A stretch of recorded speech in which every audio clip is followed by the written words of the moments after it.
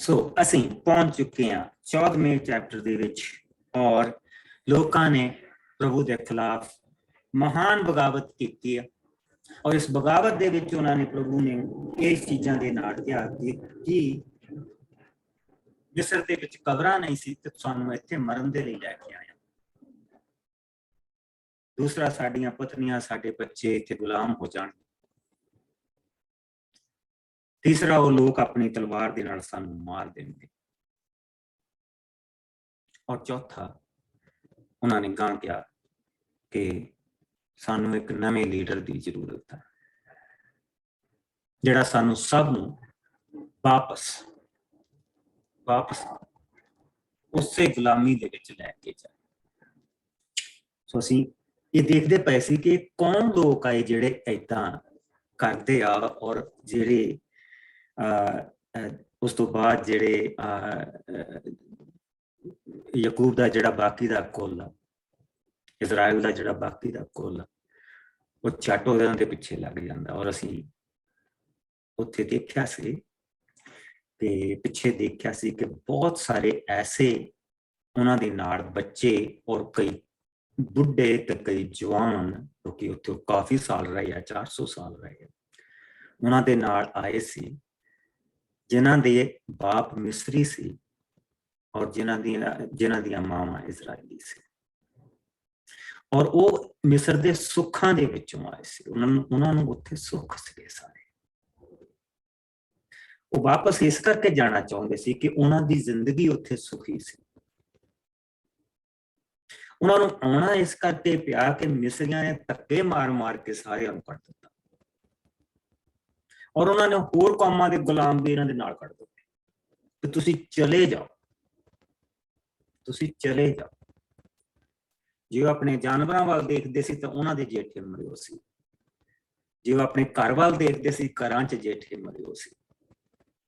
ਔਰ ਹਰ ਚੀਜ਼ ਦਾ ਜੇਠਾ ਮਰਿਆ ਸੀਗਾ ਔਰ ਉਹਨਾਂ ਨੇ ਪ੍ਰਭੂ ਦੀ ਤਾਕਤ ਨੂੰ ਉੱਥੇ ਦੇਖ ਲਿਆ ਸੀਗਾ ਔਰ ਉਹਨਾਂ ਨੇ ਇਹਨਾਂ ਲੋਕਾਂ ਨੂੰ ਕੱਟਿਆ ਸੀ। ਔਰ ਇਹੋ ਹੀ ਲੋਕ ਹੁੰਦੇ ਸੀਗੇ ਜਿਹੜੇ ਇਗਨਾਈਟ ਕਰਦੇ ਸੀਗੇ ਔਰ ਆਪ ਪਿੱਛੇ ਹੋ ਜਾਂਦੇ ਸੀਗੇ ਔਰ ਜਿਹੜੇ ਪਿਛਲੇ ਸੀਗੇ ਉਹ ਬਾਕੀ ਦੇ ਕੰਮ ਨੂੰ ਚੁੱਕ ਲੈਂਦੇ। ਸੋ ਆਓ ਅਸੀਂ ਹੁਣ ਦੇਖੀਏ ਇਹਨਾਂ ਨੂੰ ਹੁਣ ਸਜ਼ਾ ਮਿਲਣੀ ਆ। ਪ੍ਰਭੂ ਨੇ ਹੁਣ ਇਹਨਾਂ ਇਜ਼ਰਾਈਲੀਆਂ ਨੂੰ ਸਜ਼ਾ ਦੇਣੀ ਆ, ਪਰ ਸਾਰਿਆਂ ਨੂੰ ਨਹੀਂ।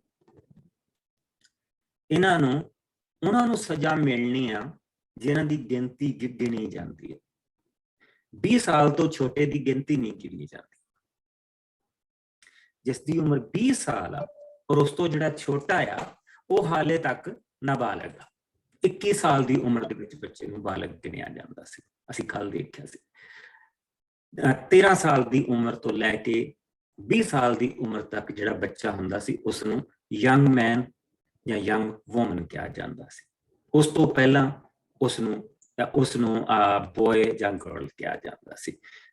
12 ਸਾਲ ਦੀ ਉਮਰ ਦੇ ਵਿੱਚ ਜਾ ਕੇ 12 ਤੇ 13 ਦੇ ਗੱਭੇ ਉਹਨਾਂ ਦਾ ਬਰ ਮਿtzvah ਹੁੰਦਾ ਸੀ ਔਰ ਉਸ ਦੇ ਨਾਲ ਫਿਰ ਉਸ ਨੂੰ ਇਹ ਪਹਿਲੀ ਵਾਰੀ ਉਸ ਦੇ ਉੱਤੇ ਪੇੜ ਸ਼ਾਲ ਪਾਇਆ ਜਾਂਦਾ ਸੀ ਔਰ ਜਿਹਦੇ ਬਾਰੇ ਅੱਜ ਅਸੀਂ ਦੇਖਾਂਗੇ ਔਰ ਉਸ ਨੂੰ ਸਾਰਿਆਂ ਜਿਹੜਾ ਸਮਝਾਇਆ ਜਾਂਦਾ ਸੀ ਕਿ ਇਹ ਕੀ ਆ, ਇਹ ਕਿੱਦਾਂ ਰੱਖਣਾ। ਸੋ ਆਓ ਹੁਣ ਅਸੀਂ ਪਹਿਲਾਂ ਉਹਨਾਂ ਦੀਆਂ ਸਜ਼ਾਵਾਂ ਨੂੰ ਦੇਖੀਏ। 26 ਆਇਤ ਤੋਂ ਲੈ ਕੇ ਅਸੀਂ 38 ਆਇਤ ਤੱਕ ਦੇਖਾਂਗੇ। ਜਿਸ ਨੂੰ ਮਿਲ ਜਾਏ ਉਹ ਇਸ ਨੂੰ ਪੜ੍ਹਦੇ। ਮੈਂ ਪੜ੍ਹ ਦਿੰਦੀ ਪਾਸਟਰ ਜੀ। ਪ੍ਰਭੂ ਲੋਕਾਂ ਨੂੰ ਉਹਨਾਂ ਦੇ ਵਿਦਰੋਹ ਕਾਰਨ ਸਜ਼ਾ ਦਿੰਦਾ ਹੈ। ਤਦ ਪ੍ਰਭੂ ਨੇ ਮੂਸਾ ਤੇ ਹਾਰੂਨ ਨੂੰ ਕਿਹਾ, ਇਹ ਦੁਸ਼ਟ ਲੋਕ ਕਦੋਂ ਤੱਕ ਮੇਰੇ ਵਿਰੁੱਧ ਬੜਬੜਾਉਂਦੇ ਰਹਿਣਗੇ? ਮੈਂ ਇਹਨਾਂ ਦਾ ਆਪਣੇ ਵਿਰੁੱਧ ਬੜਬੜਾਉਣਾ ਆਪ ਸੁਣਿਆ ਹੈ। ਤੁਸੀਂ ਉਹਨਾਂ ਨੂੰ ਇਸ ਤਰ੍ਹਾਂ ਕਹੋ, ਮੈਂ ਜਿਉਂਦਾ ਪਰਮੇਸ਼ਵਰ ਹਾਂ। ਜੋ ਤੁਸਾਂ ਕਿਹਾ ਅਤੇ ਮੈਂ ਸੁਣਿਆ ਹੈ, ਮੈਂ ਉਹ ਸੱਚਮੁੱਚ ਕਰਕੇ ਦਿਖਾਵਾਂਗਾ। ਤੁਹਾਡੇ ਵਿੱਚ ਹਰ ਕੋਈ ਜੋ ਮੇਰੇ ਵਿਰੁੱਧ ਬੜਬੜਾਇਆ ਹੈ ਅਤੇ 20 ਸਾਲ ਦੀ ਉਮਰ ਤੋਂ ਉੱਤੇ ਹੈ, ਇਸੇ ਉਜਾੜ ਵਿੱਚ ਖਤਮ ਹੋ ਜਾਵੇਗਾ। ਕਾਲੇਬ ਅਤੇ ਜੋਸ਼ੂਆ ਤੋਂ ਸਿਵਾਏ ਤੁਹਾਡੇ ਵਿੱਚੋਂ ਕੋਈ ਮਨੁੱਖ ਵੀ ਉਸ ਧਰਤੀ ਤੇ ਨਹੀਂ ਪਹੁੰਚੇਗਾ ਜਿਸ ਬਾਰੇ ਮੈਂ ਕਿਹਾ ਸੀ ਕਿ ਤੁਸੀਂ ਉੱਥੇ ਜਾ ਕੇ ਵਸੋਗੇ।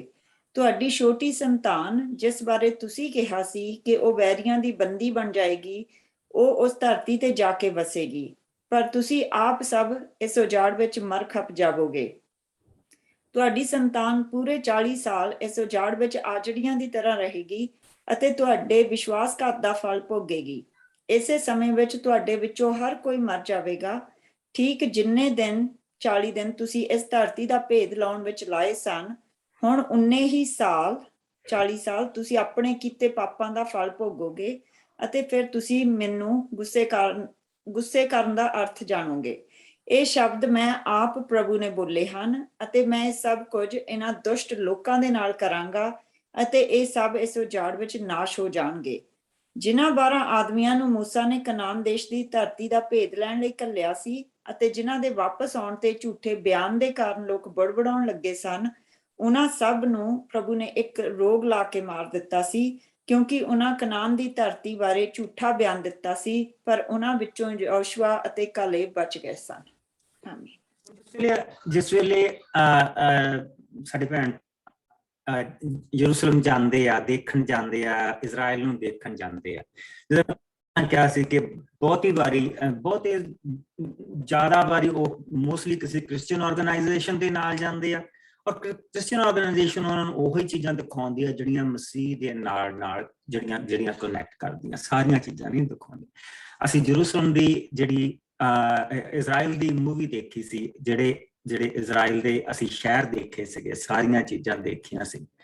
ਯੂਰਪ ਨੂੰ ਔਰ ਅਮਰੀਕਾ ਔਰ ਕੈਨੇਡਾ ਨੂੰ ਵੀ ਉਹ ਮਾਤ ਪਾਉਂਦੇ। ਅਗਰ ਅੱਜ ਦੇਖੀਏ, ਨੋ ਵੰਡਰ ਸਾਰੇ ਮੁਸਲਿਮ ਕੰਟਰੀ ਉੱਥੇ ਕਬਜ਼ਾ ਕਰਨਾ ਮੰਗਦੇ ਆ। ਪ੍ਰਭੂ ਨੇ ਇੰਨੀ ਬਰਕਤ ਅੱਜ ਦਿੱਤੀ ਹੋਆ ਉਸ ਵਾਅਦੇ ਦੀ ਧਰਤੀ ਦੇ ਵਿੱਚ ਜਿਹੜੀ ਉਹਨਾਂ ਨੂੰ ਮਿਲੀ ਆ, ਅੱਜ ਵੀ ਉੱਥੇ ਬੈਠੇ ਆ। ਅਸੀਂ ਉਹਨਾਂ ਦੀ ਸੁੰਦਰਤਾ ਦੇਖੀ, ਅਸੀਂ ਉਹਨਾਂ ਦੇ ਫਾਰਮ ਦੇਖੇ, ਅਸੀਂ ਦੇਖਿਆ ਕਿ ਬਾੜ ਦੇ ਇੱਕ ਪਾਸੇ ਇਜ਼ਰਾਈਲ ਅਤੇ ਬਾੜ ਦੇ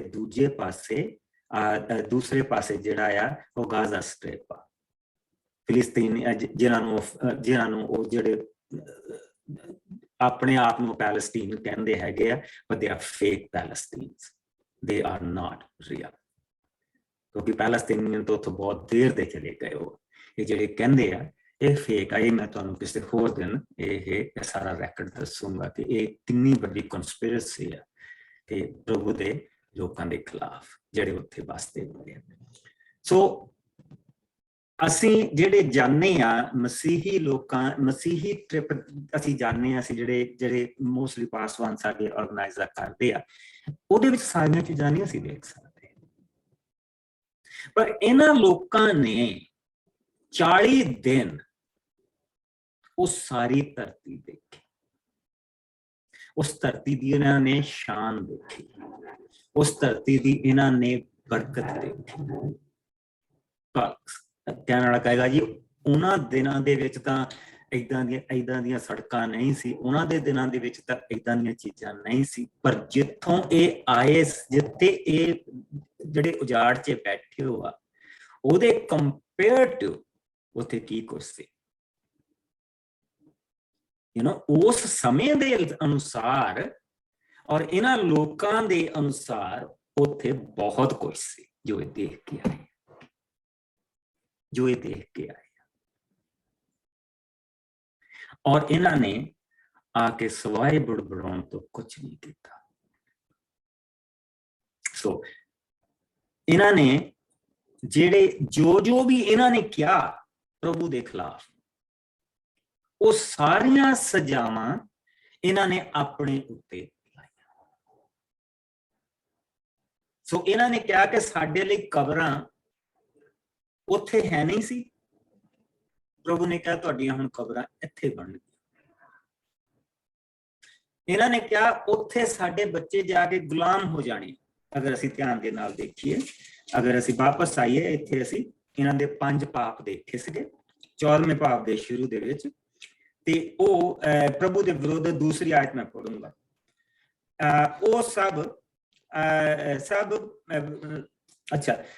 ਉਹ ਸਭ ਲੋਕ ਮੂਸਾ ਤੇ ਹਾਰੂਨ ਇਸ ਤਰ੍ਹਾਂ ਦੀਆਂ ਗੱਲਾਂ ਕਰਨ ਲੱਗੇ। ਕਿਸ ਤਰ੍ਹਾਂ ਦੀਆਂ ਗੱਲਾਂ ਕਰਨ ਲੱਗੇ? ਸਭ ਤੋਂ ਪਹਿਲੀ ਚੀਜ਼ ਜਿਹੜੀ ਉਹਨਾਂ ਦੀ ਮੇਨ ਹੁੰਦੀ ਸੀ ਕਿ ਸਾਡੇ ਲਈ ਮਿਸਰ ਦੇ ਵਿੱਚ ਮਰਨਾ ਚੰਗਾ ਨਹੀਂ ਸੀ ਤੇ ਇਸ ਉਜਾੜ ਦੇ ਵਿੱਚ ਪ੍ਰਭੂ ਸਾਨੂੰ ਇਸ ਧਰਤੀ ਤੇ ਤਲਵਾਰ ਦੇ ਨਾਲ ਮਾਰਨ ਦੇ ਲਈ ਕਿਉਂ ਲੈ ਕੇ ਆਇਆ ਹੈ। ਸਾਡੀਆਂ ਪਤਨੀਆਂ ਤੇ ਸਾਡੇ ਬੱਚੇ ਇੱਥੇ ਵੈਰੀਆਂ ਦੇ ਬੰਦੀ ਬਣ ਜਾਣਗੇ। ਕੀ ਸਾਡੇ ਲਈ ਮਿਸਰ ਦੇ ਵਿੱਚ ਵਾਪਸ ਚਲੇ ਜਾਣਾ ਚੰਗਾ ਨਹੀਂ? ਆਓ ਆਪਣੇ ਵਿੱਚੋਂ ਇੱਕ ਆਗੂ ਚੁਣ ਕੇ ਉਸ ਦੀ ਅਗਵਾਈ ਦੇ ਹੇਠ ਮਿਸਰ ਨੂੰ ਵਾਪਸ ਚਲੇ ਜਾਈਏ। ਨਾ ਹੁਣ ਤੁਸੀਂ ਦੇਖਣਾ ਕਿ ਜੋ ਕੁਝ ਉਹਨਾਂ ਨੇ ਕਿਹਾ ਆ, ਸਾਨੂੰ ਪ੍ਰਭੂ ਦੇ ਖਿਲਾਫ ਬੁੜਬੁੜਾਉਂਦੇ ਹੋਏ ਸਾਨੂੰ ਬੜਾ ਧਿਆਨ ਰੱਖਣਾ ਚਾਹੀਦਾ, ਬੜਾ ਧਿਆਨ ਰੱਖਣਾ ਚਾਹੀਦਾ।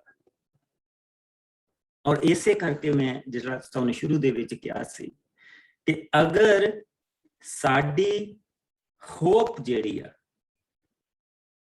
ਸਾਡੀ ਹੋਪ ਆ, ਜਿਹੜਾ ਅਸੀਂ ਅੱਜ ਸੌਂਗ ਵੀ ਸੁਣਦੇ ਪਏ ਸੀ, ਆਸ਼ਾ ਮੇਰੀ, ਜਾਂ ਤੁਸੀਂ ਅਗਰ ਉਸਨੂੰ ਇੰਗਲਿਸ਼ ਦੇ ਵਿੱਚ ਲਾਈਕ ਕਰਦੇ ਆ, ਲਿਵਿੰਗ ਹੋਪ ਉਸ ਸੌਂਗ ਦਾ ਨਾਮ ਹੈ।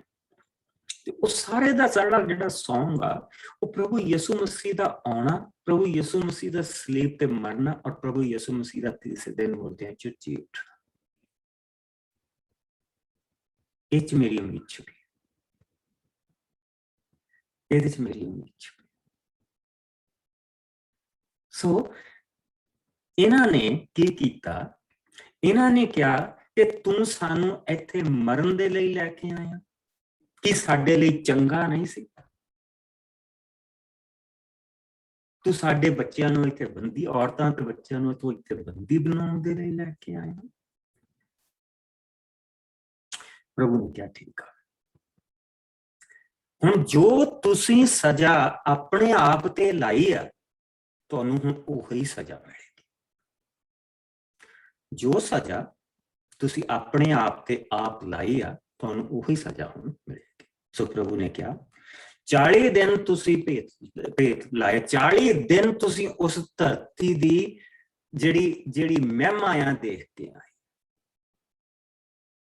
ਕਿ ਮੈਂ ਦੂਸਰਿਆਂ ਤੋਂ ਤੁਹਾਡੇ ਲਈ ਉਹ ਧਰਤੀ ਨੂੰ ਕਿੱਦਾਂ ਦਾ ਬਣਾ ਕੇ ਰੱਖਿਆ, ਜਿਹੜੀ ਮੈਂ ਤੁਹਾਨੂੰ ਦੇਣੀ ਆ, ਜਿਹੜੀ ਤੁਹਾਨੂੰ ਮੁਫਤ ਦੇ ਵਿੱਚ ਮਿਲਣੀ ਆ, ਜਿਹੜੀ ਤੁਹਾਨੂੰ ਕਿਰਪਾ ਦੇ ਕਰਕੇ ਮਿਲਣੀ, ਬਾਈ ਗ੍ਰੇਸ, ਮੇਰੀ ਗ੍ਰੇਸ ਦੇ ਕਰਕੇ ਤੁਹਾਨੂੰ ਉਹ ਧਰਤੀ ਮਿਲਣੀ। 40 ਦਿਨ ਤੁਸੀਂ ਉਸ ਦੀ ਮਹਿਮਾ ਦੇਖੀ, ਔਰ 40 ਦਿਨਾਂ ਦੀ ਮਹਿਮਾ ਤੋਂ ਬਾਅਦ ਤੁਸੀਂ ਹੁਣ ਇੱਥੇ ਆਏ। ਪਿੱਛੋਂ ਤੁਸੀਂ ਜਦੋਂ ਤੋਂ ਮੂਸਾ ਵਾਪਸ ਗਿਆ, ਉਦੋਂ ਤੋਂ ਤੁਸੀਂ ਮੇਰਾ ਕਲਸ, ਮੇਰੇ ਚਮਤਕਾਰ ਦੇਖਦੇ ਆ ਰਹੇ ਆ, ਔਰ ਉਦੋਂ ਤੋਂ ਹੀ ਤੁਸੀਂ ਬੁੜਬੁੜਾਉਂਦੇ ਆ ਰਹੇ ਆ, ਉਦੋਂ ਤੋਂ ਹੀ ਤੁਸੀਂ ਬੁੜਬੁੜਾਉਂਦੇ ਆ ਰਹੇ। ਪਰ ਹੁਣ ਤੁਸੀਂ ਜਿਨ੍ਹਾਂ ਦੀ ਗਿਣਤੀ ਕੀਤੀ ਗਈ ਸੀ, ਜਿਹੜੇ ਅਡਲਟ ਸੀਗੇ, ਔਰ ਜਿਹੜੀਆਂ ਅਡਲਟ ਔਰਤਾਂ ਸੀਗੀਆਂ, ਕਿਉਂਕਿ ਉਹ ਵੀ ਨਾਲ ਹੀ ਰਲੀਆਂ ਹੈ ਨਾ, ਉਹਨਾਂ ਦੀ ਹੁਣ ਸਜ਼ਾ ਇਹ ਹੋਏਗੀ। ਪ੍ਰਭੂ ਨੇ ਕਿਹਾ 40 ਦਿਨ ਤੁਸੀਂ ਗਏ ਸੀ, ਹੁਣ 40 ਸਾਲ ਤੁਸੀਂ ਇਸੇ ਹੀ ਬਣ ਦੇ ਵਿੱਚ, ਇਸੇ ਵਿਲਡਰਨੈਸ ਦੇ ਵਿੱਚ ਤੁਸੀਂ ਗੇੜੇ ਲਾਓਗੇ। ਤੁਸੀਂ ਮੈਨੂੰ ਕਿਹਾ ਸੀ ਕਿ ਤੁਹਾਡੇ ਬੱਚੇ ਬੰਦੀ ਹੋ ਜਾਣਗੇ, ਤੁਹਾਡੇ ਧੀਆਂ ਪੁੱਤ ਬੰਦੀ ਬਣ ਜਾਣਗੇ। ਹੁਣ ਉਹ ਜਾ ਕੇ ਉਸ ਧਰਤੀ ਦੇ ਉੱਤੇ ਕਬਜ਼ਾ ਕਰਨਗੇ, ਮੈਂ ਉਹਨਾਂ ਨੂੰ ਹੁਣ ਮਾਲਕ ਬਣਾਉਂਗਾ। ਹੁਣ ਗੱਲ ਆਈ ਲੀਡਰਸ਼ਿਪ ਦੀ, ਔਰ ਪ੍ਰਭੂ ਨੇ ਹੁਣ ਲੀਡਰਸ਼ਿਪ ਵੀ ਬਦਲਣੀ ਸ਼ੁਰੂ ਕਰ ਦਿੱਤੀ ਹੈ। ਔਰ ਜਿਹੜੀ ਨਵੀਂ ਲੀਡਰਸ਼ਿਪ ਆ, ਉਸ 20 ਸਾਲ ਤੋਂ ਜਿਹੜੀ ਛੋਟੀ ਕੌਮ ਆ, ਉਹਦੀ ਜਿਹੜੀ ਲੀਡਰਸ਼ਿਪ ਆ, ਉਹ ਉਸਨੇ ਜਿਹੜੀ ਦੇ ਦਿੱਤੀ ਹੈਗੀ ਆ, ਉਹ ਯਸ਼ੂਆ ਤੇ ਕਾਲੇਬ ਦੇ ਹੱਥਾਂ ਦੇ ਵਿੱਚ ਦੇ ਦਿੱਤੀ। ਸੋ ਉਹ ਲੀਡਰਸ਼ਿਪ ਉਹਨਾਂ ਦੋਨਾਂ ਨੂੰ ਮਿਲ ਗਈ, ਔਰ ਹੁਣ ਉਹਨਾਂ ਦਾ ਜਿਹੜਾ ਧਿਆਨ ਆ, ਪ੍ਰਭੂ ਨੇ ਉਸ ਯੰਗ ਜਨਰੇਸ਼ਨ ਤੇ ਲਾਤਾ, ਜਿਹੜੀ 20 ਸਾਲ ਤੋਂ ਛੋਟੀ ਹੈ। ਔਰ ਇਹੋ ਹੀ ਜਿਹੜਾ ਅਸੀਂ ਕਹਾਂ ਜਾ ਕੇ ਵਿਵਸਥਾ ਸਾਰ ਦੀ ਜਿਹੜੀ ਕਿਤਾਬ ਪੜ੍ਹਨੀ ਆ, ਵਿਵਸਥਾ ਜਿਹੜੀ ਸਾਰੀ ਦੀ ਸਾਰੀ ਕਿਤਾਬ ਆ, ਉਹ ਐਕਚੁਅਲੀ ਇਹਨਾਂ ਬੱਚਿਆਂ ਦੇ ਲਈ ਆ, ਇਹਨਾਂ ਬੱਚਿਆਂ ਦੇ ਲਈ ਆ ਜਿਨ੍ਹਾਂ ਦੀ ਉਮਰ 20 ਸਾਲ ਤੋਂ ਛੋਟੀ ਆ, ਕਿਉਂਕਿ ਇਹਨਾਂ ਨੇ ਹੁਣ ਲੈ ਕੇ ਜਾਣਾ। ਕਿ ਪ੍ਰਭੂ ਦਾ नेम टुट गया? Absolutely not. प्रभु का नेम नहीं टुटा। क्यों? क्योंकि उसने कहा सी कि मैं अब्राहम नूं कहा सी कि तेरी संतान नूं लैके आऊंगा, सारी अब्राहम की संतान। और जो कुछ ये प्रभु ते बुड़बड़ाए आ, प्रभु ने कहा कि यह सजा हुण तुसीं अपने आप ते आप लाई। सो हुण तुहानूं यह सजा तुहानूं मिलेगी। प्रभु की सजा नहीं कोई सह सकता। जो कुछ उन्होंने अपने लिए मंगया, प्रभु ने वो उन्होंने दे दिता। सो 40 साल तुसीं हुण इस बण दे विच रहोगे और 40 साल तुसीं दे विच तुसीं मर खप जाओगे। पर कालेब ते जोशुआ जिसनूं मैं चुन लिया, वो उस धरती ते जाके कब्जा करेंगे।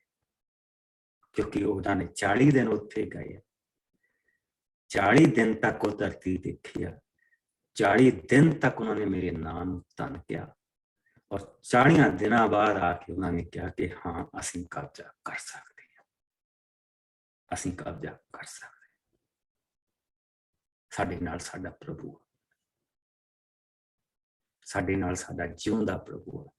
ये दो ऐसे है जिहड़े उस जदों मूसा गया सी उदों तो लैके हुण तक जिहड़े आ वो प्रभु दे वो सारे जिन्ने प्रभु ने मिरेकल कीते उन्होंने सारियां नूं चेते रखदे पए। हर मिरेकल एक रिस्पोंसिबिलिटी,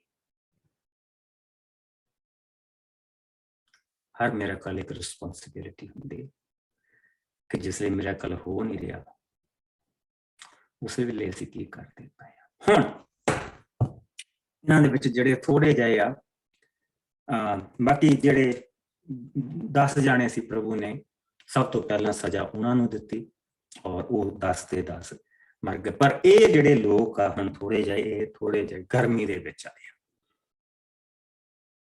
ਉਹ ਜਿੱਦਾਂ ਕਈ ਵਾਰੀ ਬੰਦੇ ਦੀ ਚੋਰੀ ਫੜੀ ਜਾਏ ਤੇ ਥੋੜੀ ਜਿਹੀ ਗਰਮੀ ਦੇ ਵਿੱਚ ਆਉਂਦਾ ਨਾ ਕਿ ਬਸ ਅੱਜ ਤੋਂ ਬਾਅਦ ਮੈਂ ਇਹ ਕੰਮ ਨਹੀਂ ਕਰਨਾ, ਹਨਾ। ਸੋ ਇਹ ਹੁਣ ਮਾੜੀ ਜਿਹੀ ਨਾ ਐਂ ਅਣਖ ਜਿਹੀ ਜਾਂਦੀ ਹੈ ਤੇ ਹੁਣ ਇਹ ਕਹਿੰਦੇ ਕਿ ਨਹੀਂ ਅਸੀਂ ਹੁਣ ਜਾ ਕੇ ਹੁਣ ਹਮਲਾ ਅਸੀਂ ਆਪ ਕਰਾਂਗੇ, ਅਸੀਂ ਉਸ ਧਰਤੀ ਤੇ ਕਬਜ਼ਾ ਕਰਾਂਗੇ।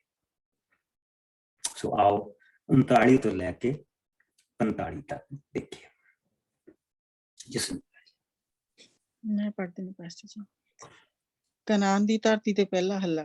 ਤਦ ਮੂਸਾ ਨੇ ਇਸਰਾਏਲੀ ਲੋਕਾਂ ਨੂੰ ਪ੍ਰਭੂ ਦੀਆਂ ਕਈਆਂ ਗੱਲਾਂ ਸਭ ਗੱਲਾਂ ਦੱਸੀਆਂ ਅਤੇ ਇਹ ਸਭ ਸੁਣ ਕੇ ਲੋਕਾਂ ਨੇ ਬਹੁਤ ਸੋਗ ਕੀਤਾ। ਉਹ ਅਗਲੀ ਸਵੇਰੇ ਉੱਠ ਕੇ ਉੱਚੀ ਪਹਾੜੀ ਤੇ ਚੜ੍ਹ ਕੇ ਕਹਿਣ ਲੱਗੇ, ਦੇਖੋ ਅਸੀਂ ਤਾਂ ਉਸ ਧਰਤੀ ਤੇ ਪਹੁੰਚ ਚੁੱਕੇ ਹਾਂ ਜਿਸ ਦੇ ਦੇਣ ਦੀ ਪ੍ਰਭੂ ਨੇ ਸਾਡੇ ਨਾਲ ਪ੍ਰਤਿਗਿਆ ਕੀਤੀ ਹੈ। ਇਹ ਸੱਚ ਹੈ ਕਿ ਅਸੀਂ ਪ੍ਰਭੂ ਦੇ ਵਿਰੁੱਧ ਪਾਪ ਕੀਤਾ ਹੈ। ਪਰ ਮੂਸਾ ਨੇ ਉਹਨਾਂ ਨੂੰ ਕਿਹਾ, ਤੁਸੀਂ ਪ੍ਰਭੂ ਦੀ ਆਗਿਆ ਕਿਉਂ ਤੋੜ ਰਹੇ ਹੋ? ਤੁਸੀਂ ਆਪਣੇ ਕੀਤੇ ਵਿੱਚ ਸਫਲ ਨਹੀਂ ਹੋਵੋਗੇ। ਤੁਸੀਂ ਆਪਣੇ ਵੈਰੀਆਂ ਤੇ ਹੱਲਾ ਨਾ ਬੋਲੋ ਕਿਉਂਕਿ ਪ੍ਰਭੂ ਤੁਹਾਡੇ ਨਾਲ ਨਹੀਂ ਹੈ। ਤੁਸੀਂ ਪ੍ਰਭੂ ਤੇ ਵਿਸ਼ਵਾਸ ਨਹੀਂ ਕਰ ਰਹੇ ਹੋ, ਇਸ ਲਈ ਅਮਾਲੇਕੀ ਤੇ ਕਨਾਨੀ ਲੋਕ ਤੁਹਾਨੂੰ ਤਲਵਾਰ ਨਾਲ ਮਾਰ ਦੇਣਗੇ। ਪਰ ਉਹਨਾਂ ਲੋਕਾਂ ਨੇ ਮੂਸਾ ਦਾ ਕਿਹਾ ਨਾ ਮੰਨਿਆ ਅਤੇ ਉਹ ਪਹਾੜ ਦੀ ਚੋਟੀ ਤੇ ਜਾ ਚੜੇ। ਮੂਸਾ ਅਤੇ ਨੇਮ ਦਾ ਸੰਦੂਕ ਡੇਰਿਆਂ ਦੇ ਵਿੱਚ ਹੀ ਪਿੱਛੇ ਰਹੇ। ਇਸ ਤੇ ਉਸ ਪਹਾੜ ਦੇ ਵਾਸੀਆਂ ਅਮਾਲੇਕੀਆਂ ਅਤੇ ਕਨਾਨੀਆਂ ਨੇ ਹੇਠ ਆ ਕੇ ਉਹਨਾਂ ਤੇ ਹੱਲਾ ਬੋਲਿਆ ਅਤੇ ਉਹਨਾਂ ਆਪਣੀਆਂ ਤਲਵਾਰਾਂ ਨਾਲ ਉਹਨਾਂ ਦਾ ਹਾਰਮਾ ਦੀ ਥਾਂ ਤੱਕ ਪਿੱਛਾ ਕੀਤਾ ਤੇ ਉਹਨਾਂ ਨੂੰ ਮਾਰਿਆ। ਹੁਣ ਜਿਹੜੇ ਬੜਾ ਗੁੱਸਾ ਖਾ ਕੇ ਗਏ ਸੀਗੇ ਔਰ ਮੋਸਟਲੀ ਜਿਹੜੇ ਗੁੱਸਾ ਖਾਣ ਵਾਲੇ ਹੁੰਦੇ ਸੀ ਇਹ ਸਿਮੀਅਨ ਦੇ ਕਬੀਲੇ ਦੇ ਵਿੱਚੋਂ ਹੁੰਦੇ ਸੀ। ਇਹ ਬੜੇ ਗਰਮ ਸੀਗੇ ਆਪਣੇ ਆਪ ਦੇ ਵਿੱਚ। ਉਹ ਹੁਣ ਗਏ। ਸੋ ਹੱਲਾ ਬੁਲਾਉਣ ਵਾਲੇ ਹੁਣ ਕੌਣ ਆ? ਉਹ ਹੈ ਜਿਨ੍ਹਾਂ ਬਾਰੇ ਅਸੀਂ ਗੱਲ ਕਰਦੇ ਹਾਂ। ਪਰ ਇਹਨਾਂ ਨੂੰ ਅੱਗੇ ਕਰਕੇ ਆਪ ਪਿੱਛੇ ਹੋ ਜਾਂਦੇ, ਇਹਨਾਂ ਨੂੰ ਅੱਗੇ ਕਰਕੇ ਉਹ ਆਪ ਪਿੱਛੇ ਹੋ ਜਾਂਦੇ। ਸੋ ਹੁਣ ਹੱਲਾ ਕੀਤਾ ਉਹਨਾਂ ਨੇ, ਉਹ ਗਏ ਆ और सारे के सारे वो मारे गए। जिन्ने भी गए वो सारे के सारे मारे गए। क्यों? दो चीज़ां, प्रभु उन्होंने नाल नहीं सी, जिसलिए असीं अपनी मर्जी के नाल ਇਹਦੇ ਤੇ मैं तो जिसले ना मुड़ के कल अगले हफ्ते मैं ट्यूसडे में ट्यूसडे में पूरा पूरी स्टडी बना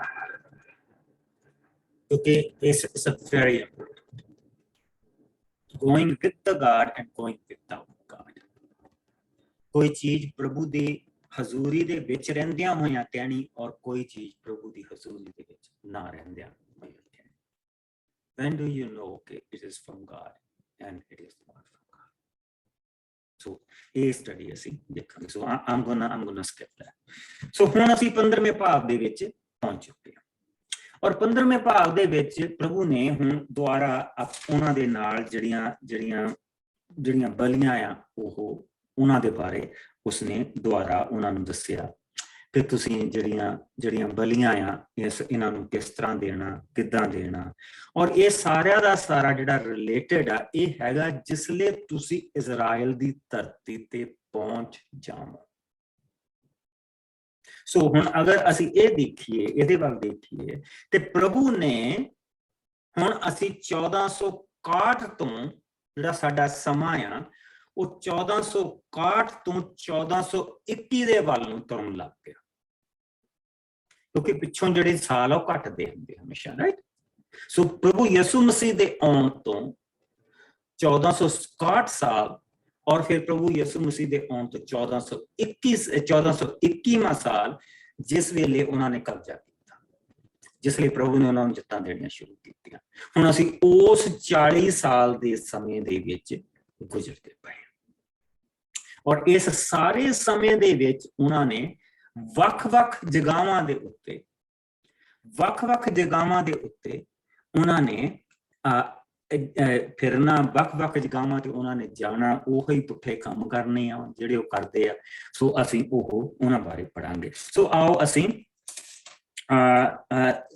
ਇਹ ਵੀ ਚੈਪਟਰ ਜਿਹੜਾ ਹੈਗਾ 15ਵੇਂ ਚੈਪਟਰ ਦੀ 1 ਤੋਂ ਲੈ ਕੇ 31 ਤੱਕ ਮੈਂ ਅਗਲੇ ਚੈਪਟਰ ਜਿੱਥੇ ਇਹਨਾਂ ਨੂੰ ਹੋਰ ਬਲੀਆਂ ਦਿੱਤੀਆਂ ਜਾਣਗੀਆਂ ਸੋ ਬਲੀਆਂ ਦੇ ਨਾਲ ਅਸੀਂ ਦੇਖਾਂਗੇ ਲੇਕਿਨ ਹੁਣ ਜਿਹੜੀ ਮੇਨ ਚੀਜ਼ ਆਈ ਹੈ ਇਹ ਬੱਚਿਆਂ ਦੇ ਲਈ ਹੁਣ ਸ਼ੁਰੂ ਹੋ ਗਈ ਇਹ ਜਿਹੜਾ ਸਾਰਾ ਕੁਝ ਹੁਣ ਬੱਚਿਆਂ ਦੇ ਲਈ ਸ਼ੁਰੂ ਹੋ ਚੁੱਕਾ ਹੈ ਜਿਹੜੇ ਬੱਚਿਆਂ ਨੇ ਹੁਣ ਉੱਥੇ ਜਾਣਾ ਮੂਸਾ ਦਾ ਧਿਆਨ ਵੀ ਪ੍ਰਭੂ ਨੇ ਉਹਨਾਂ ਬੱਚਿਆਂ ਦੇ ਵੱਲ ਕਰ ਦਿੱਤਾ ਔਰ ਇਹ ਜਿਹੜੀ ਚੀਜ਼ ਆ ਇਹ ਬਹੁਤ ਜ਼ਿਆਦਾ ਇੰਪੋਰਟੈਂਟ ਆ ਸੋ ਹੁਣ ਤੋਂ ਲੈ ਕੇ ਉਦੋਂ ਤੱਕ ਜਿਨ੍ਹਾਂ ਦੀ ਤਿਆਰੀ ਹੋ ਰਹੀ ਹੈ ਉਹ ਬੱਚੇ ਆ ਸੋ ਇਸ ਚੀਜ਼ ਨੂੰ ਯਾਦ ਰੱਖਿਓ ਔਰ ਇਸ ਕਰਕੇ ਜਿਹੜੇ ਹੁਣ ਅਗਲੀਆਂ ਚੀਜ਼ਾਂ ਅਸੀਂ ਦੇਖਣੀਆਂ ਅਸੀਂ ਇਹ ਦੇਖਣਾ ਕਿ ਉਹਨਾਂ ਦਾ ਇਸ਼ਾਰਾ ਉਹਨਾਂ ਬੱਚਿਆਂ ਦੇ ਵੱਲ ਆ ਜਿਹੜੇ 20 ਸਾਲ ਤੋਂ ਛੋਟੇ ਆ ਔਰ ਜਿੱਦਾਂ ਉਹਨਾਂ ਦੀ ਏਜ ਵੱਧਦੀ ਜਾਣੀ ਆ ਔਰ ਸਾਰੀ ਜਿਹੜੀ ਡਿਟੋਨਮੀ ਦੀ ਜਿਹੜੀ ਪੁਸਤਕ ਆ ਉਹ ਵੀ ਉਹਨਾਂ ਬੱਚਿਆਂ ਦੇ ਵਾਸਤੇ ਆ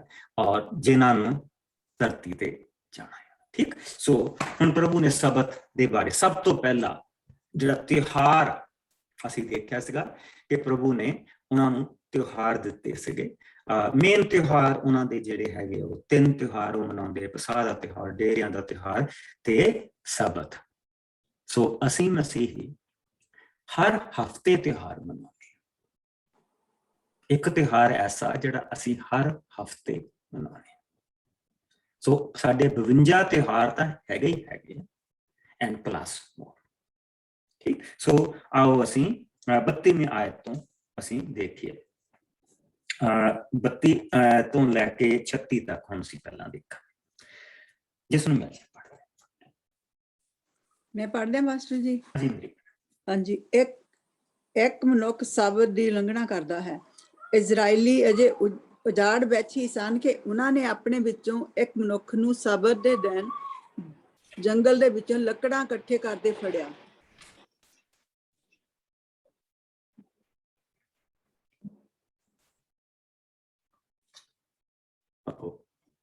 I think ਇਜ਼ਰਾਈਲੀ ਅਜੇ ਉਜਾੜ ਵਿੱਚ ਹੀ ਸਨ ਕਿ ਉਹਨਾਂ ਨੇ ਆਪਣੇ ਵਿੱਚੋਂ ਇੱਕ ਮਨੁੱਖ ਨੂੰ ਸਬਤ ਦੇ ਦਿਨ ਜੰਗਲ ਦੇ ਵਿੱਚੋਂ ਲੱਕੜਾਂ ਇਕੱਠੇ ਕਰਦੇ ਫੜਿਆ ਫੜਨ ਵਾਲੇ ਲੱਕੜਾਂ ਸਮੇਤ ਉਸ ਆਦਮੀ ਨੂੰ ਮੂਸਾ ਤੇ ਹरून ਕੋਲ ਲੈ ਆਏ ਉਹਨਾਂ ਨੇ ਉਸ ਆਦਮੀ ਨੂੰ ਵੱਖ ਬੰਦ ਕਰ ਦਿੱਤਾ ਕਿਉਂਕਿ ਉਹਨਾਂ ਨੂੰ ਸਮਝ ਨਹੀਂ ਆ ਰਹੀ ਸੀ ਕਿ ਉਹ ਉਸ ਆਦਮੀ ਨਾਲ ਕੀ ਕਰਨ ਪਰ ਪ੍ਰਭੂ ਨੇ ਮੂਸਾ ਨੂੰ ਕਿਹਾ ਉਸ ਆਦਮੀ ਨੂੰ ਪਥਰਾਓ ਕਰਕੇ ਮਾਰ ਦਿੱਤਾ ਜਾਵੇ। ਸਾਰੀ ਸੰਗਤ ਮਿਲ ਕੇ ਉਸ ਨੂੰ ਪਥਰਾਓ ਕਰੇ। ਸੋ ਸਾਰੀ ਸੰਗਤ ਨੇ ਉਸ ਆਦਮੀ ਨੂੰ ਡੇਰਿਆਂ ਤੋਂ ਬਾਹਰ ਖੜੇ ਕਰਕੇ ਪ੍ਰਭੂ ਦੀ ਆਗਿਆ ਅਨੁਸਾਰ ਪੱਥਰਾਂ ਨਾਲ ਮਾਰ ਦਿੱਤਾ। So why they did that? ਕਿਹਨੂੰ ਸਿਖਾਇਆ ਜਾ ਰਿਹਾ?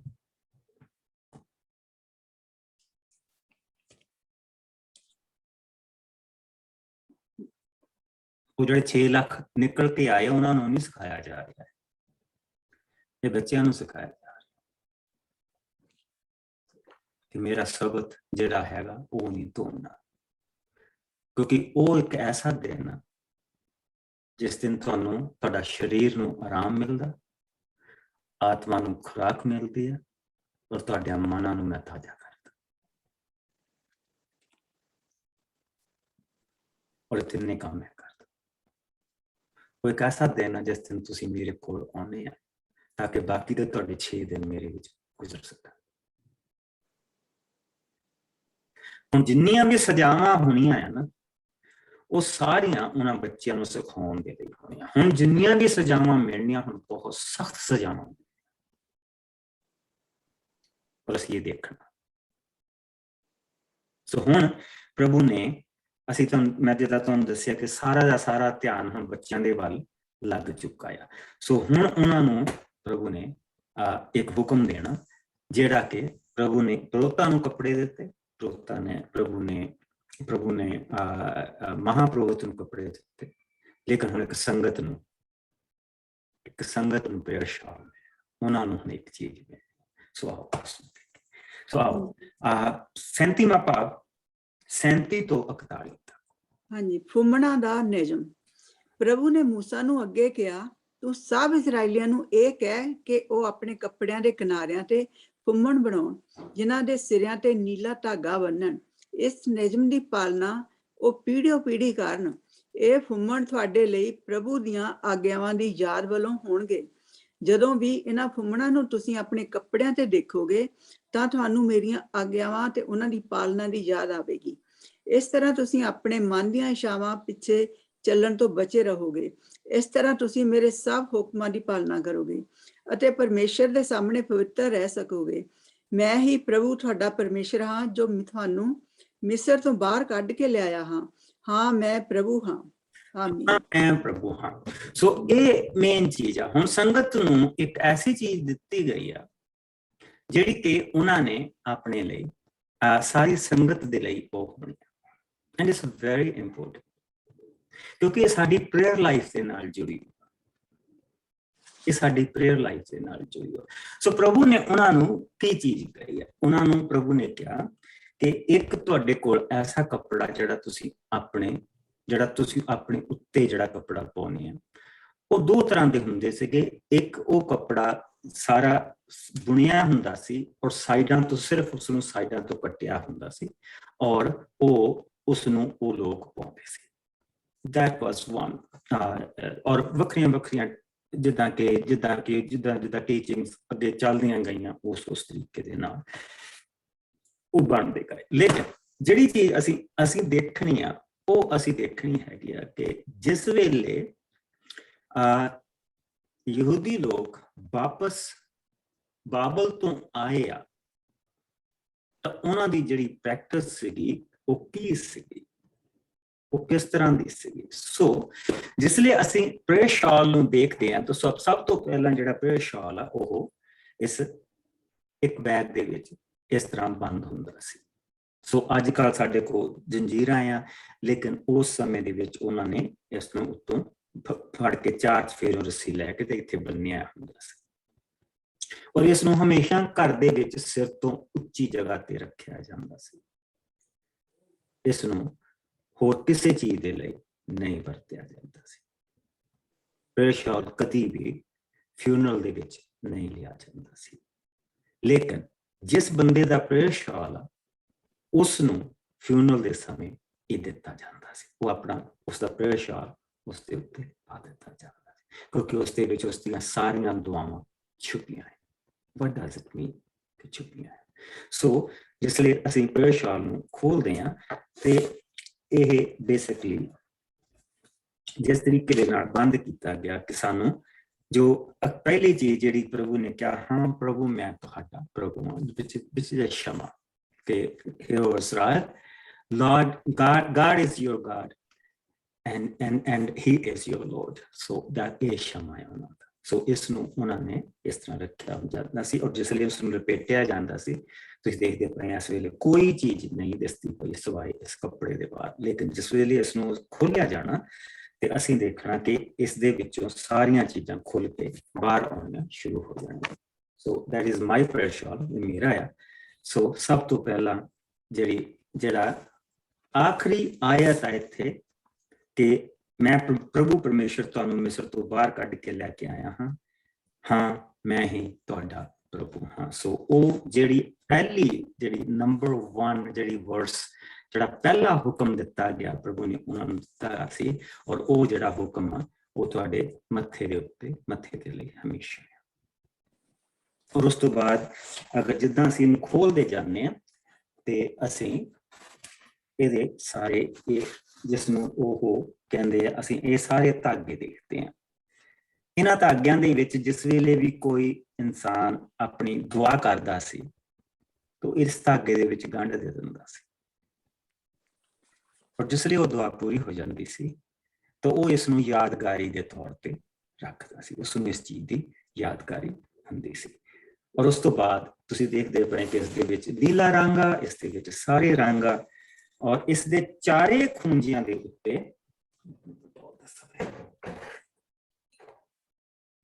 इस दे चारे खूंजियां दे उत्ते तुसीं देखदे पए कि ये गंढां दित्तियां गईयां।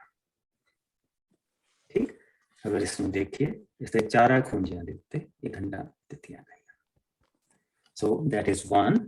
और जिसले इसनूं लपेटिया जांदा सी ये चारे इन्हां नूं इकट्ठे रखिया जांदा सी। इन्हां नूं आ जिहड़ियां गंढां आ इन्हां नूं फुम्मण किहा जांदा आ जिहड़े, और यह है प्रभु दे हुक्म, ताकि चेता रहे कि साडे प्रभु परमेश्वर ने सानू हुक्म दिते हो। सो हुण वो जिहड़े बच्चे आ जिहड़े 13 साल तो बड़े हो गए, जिन्हां दा बर मिtzvah हो गया है, उन्हां नूं ये बना के दिते गए। और वो जिहड़े लोग प्रभु दे डर दे विच चलदे, कईयां ने तो शौक ना बना लिया होने ना उत्थे, लेकिन जिहड़े प्रभु तो डरदे जिहड़े दुआ च समां गुजारदे और जिन्हां ने इस चीज नूं मान लिया कि असीं पाप कीता, प्रभु दी जिहड़ी सजा सानू कबूल आ, और वो लोग उन्होंने इस चीज नूं याद रखा और अज तक उस चीज नूं वो याद रखते। सो असीं देखते पे कि इत्थे 1 2 3 4 5 और इसी तरह 5 इत्थे, और इसी तरह पिठ वाले पासे भी असीं देखते पे कि ये 5 प्रभु दे दास जिहड़े हुक्म दिते गए आ, ये हमेशा उन्हां नूं चेते रहिंदे जिस वेले वो दुआ दे विच समां गुजारदे। होर भी बहुत सारियां चीज़ां सी जिस वेले असीं व्यवस्था सार च पहुंचांगे उन्हां चीज़ां नूं उस वेले देखांगे। सो ये सारियां चीज़ां इत्थे रखियां जांदियां। सो इब्राहिम शाल नूं किस तरह लिया जांदा सी, किस तरह वो लोग लैंदे सी। सो सब तो पहलां तां इस नूं याद कीता जांदा सी कि साडा प्रभु परमेश्वर इक्को ही प्रभु परमेश्वर, there is only one God and he is our God। पहली ਜਿਹੜਾ ਸਾਨੂੰ ਪ੍ਰਭੂ ਨੇ ਜਿਹੜਾ ਪਹਿਲਾ ਹੁਕਮ ਦਿੱਤਾ, ਸੋ ਉਸ ਨੂੰ ਯਾਦ ਕੀਤਾ ਜਾਂਦਾ ਸੀ। ਉਸ ਤੋਂ ਬਾਅਦ ਆਮ 104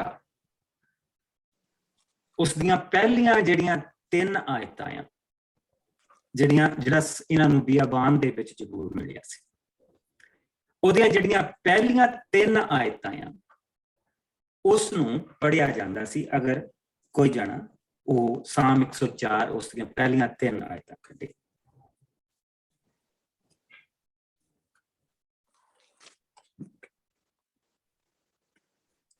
ਸਾਮ 104 ਉਸ ਦੀਆਂ ਪਹਿਲੀਆਂ 3 ਆਇਤਾਂ।